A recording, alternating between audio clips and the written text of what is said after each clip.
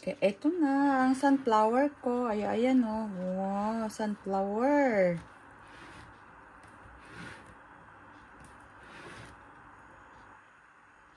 Hello mga kaibigan, magandang araw po sa ating lahat. Ngayon po gagawa po ako ng sunflower corn dessert. Kaya ito po mga kailangan natin, 2 mais, ayan. Tsaka 1 cup coconut milk, 1/2 cup condensed milk, 1 cup sugar. Kailangan ko ng salt, tsaka 1 tablespoon cornstarch, vanilla powder, tsaka gelatin powder na 20 grams. Tsaka kailangan ko ng water na 900 ml at tsaka pandan leaves. Kaya ayan lang po ang mga ingredients natin. Ganito lang po natin ha. Tapos i-blender po natin ito. Blender po natin ito ha. Ilagay po natin siya dito. Ayan. Natin ng tubig. Ayan ang tubig. Dagdagan natin ng tubig.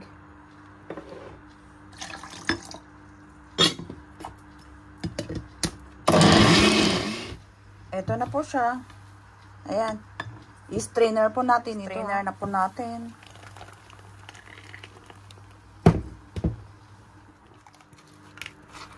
Ayan, natapos ko na din. Tanggalan lang natin ng mga balat-balat ba. Kaya ito na siya, oh, ayan. Ayan, nilagay ko na po dito yung asukal natin. Tsaka itong vanilla, gelatin. Sama na natin dyan sa asukal.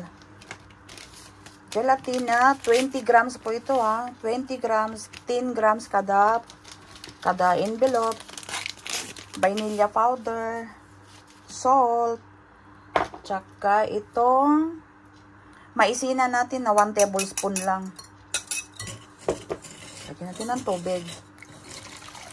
Total na tubig is 900 ml. Ilagay ko na po yung condensed milk natin dito. Tsaka itong coconut milk natin. Paghaluin na natin. Lipat ko po siya dito sa malaki ha. Ayan. Lipat po natin dyan.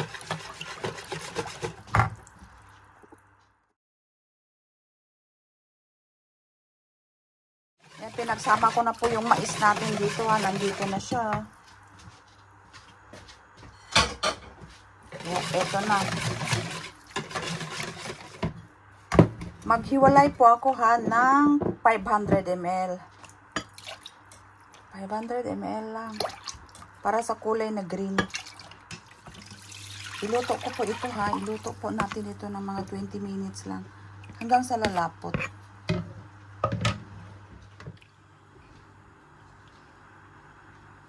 Ayan po. Ito lang po siya ha. Mahinang apoy lang po tayo. Hanggang sa maluto ito. Ganito lang. Mahinang ano lang po talaga apoy. Hanggang sa maluto. Ayan siya. Ayan, i-off ko na po ito kasi meron na po tayong 25 minutes ha. Luto na po yung mais niya. Ayan. I-strainer ko po ito.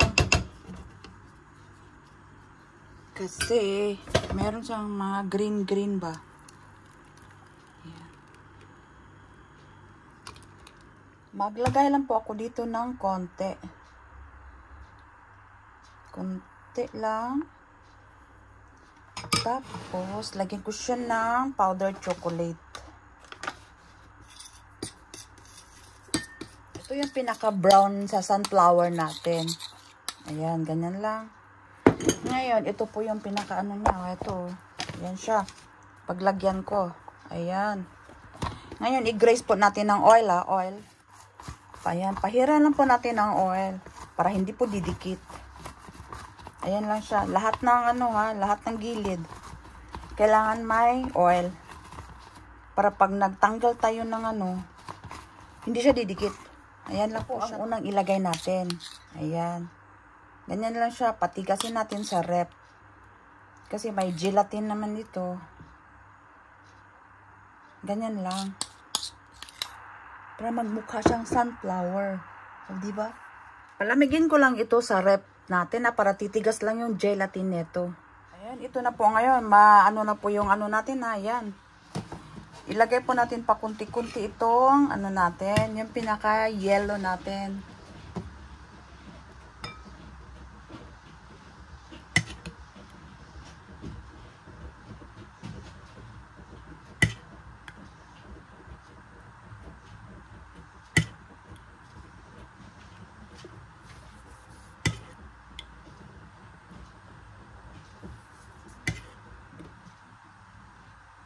Ayan, ito na po. Ipalamig ko po ito ha. Ipalamig natin yan.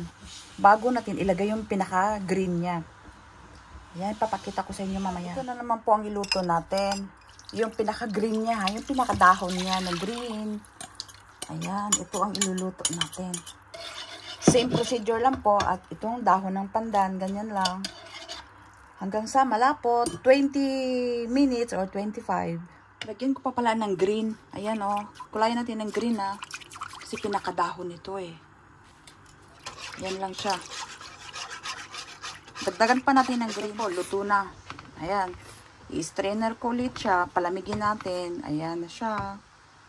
Off ko na. Ayan po. I-strainer na po natin ito ha.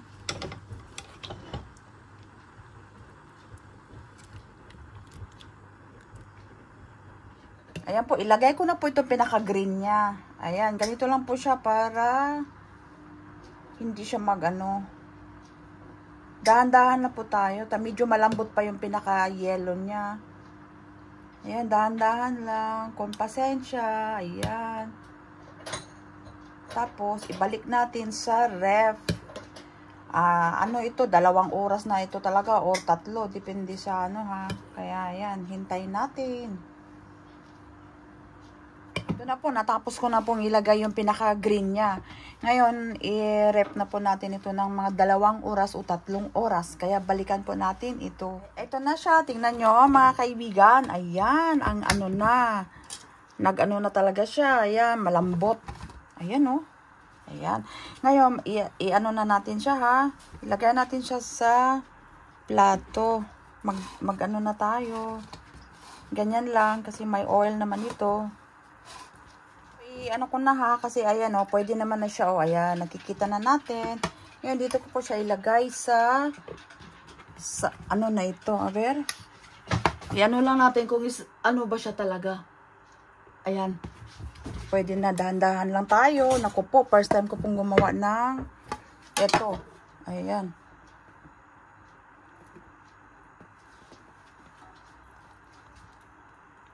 Ayan, first time. Kaya dahan-dahan. Uy! Ayan, ang sunflower! Wow, ayan ang sunflower ko. Tingnan nyo. Ayan, oh.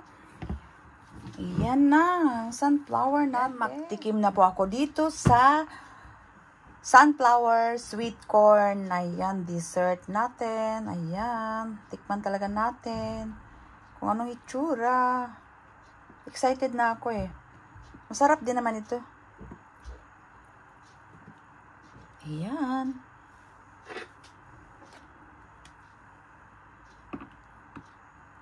Oh, diba? Ayan. Ayan siya. Ayan oh, ang sarap niya. Op, nabaliktad. Nabaliktad. Huwag ka naman mabaliktad. Oy, ayan. Tikman ka pa natin. Ayan, tikim ko na po.